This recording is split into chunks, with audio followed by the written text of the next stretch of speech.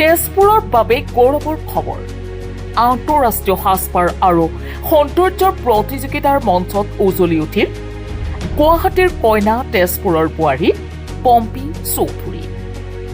মুম্বাইৰ ফিল্ম চিটিত অনুষ্ঠিত হোৱা গ্লেমাৰ্ছ ইণ্ডিয়া ইণ্টাৰনেশ্যনেল প্ৰতিযোগিতাত মিছেছ ব্ৰেণ্ড উইনাৰ খিতাপ অৰ্জন কৰিবলৈ সক্ষম হয় পম্পী চৌধুৰীয়ে। প্ৰতিভাৰ পৰিচয় দাঙি ধৰিবলৈ সক্ষম হৈছে ৰাষ্ট্ৰীয় মঞ্চত পুনৰ এবাৰ প্ৰতিষ্ঠা কৰিলে। তেজপুৰৰ বোৱাৰী পম্পী চৌধুৰীৰ এই সাফল্যত আনন্দিত হৈ পৰিছে সমগ্ৰ তেজপুৰবাসী।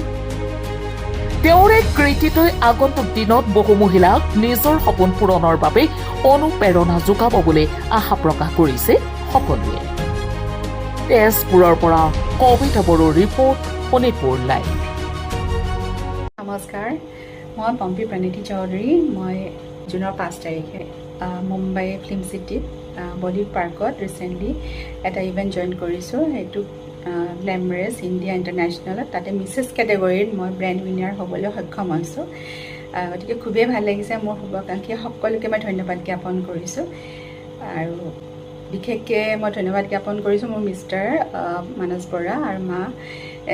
তেওঁলোকে মোক বহুত উৎসাহ দিছে, ছাপোৰ্ট কৰিছে। গতিকে মই তাত যাবলৈ সক্ষম হৈছোঁ।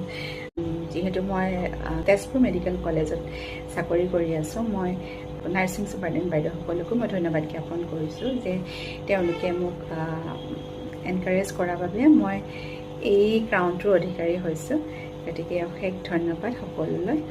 আৰু এই ইভেণ্টটো জইন কৰি সঁচাকৈ বহুত ভাল লাগিলে। মই অৰ্গেনাইজাৰকো ধন্যবাদ জ্ঞাপন কৰিছোঁ যে তেওঁলোকে ইমান ধুনীয়া মিছেছ কেটেগৰীসকলৰ বাবে প্লেটফৰ্ম এটা দিছে। তাতে জইন কৰি খুবেই ভাল লাগিল।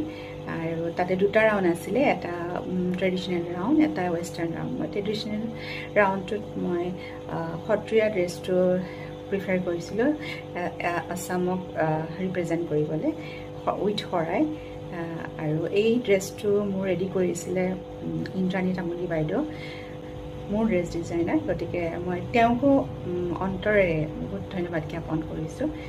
আৰু তাতে 50+ কেণ্ডিডেট আছিলে আৰু বিভিন্ন ঠাইৰ পৰা আহিছিলে তেওঁলোক। গোৱা, বেংগলোৰ, পুনে, অসমৰ মেঘালয়া, যোৰহাট, তেজপুৰ আৰু গুৱাহাটী।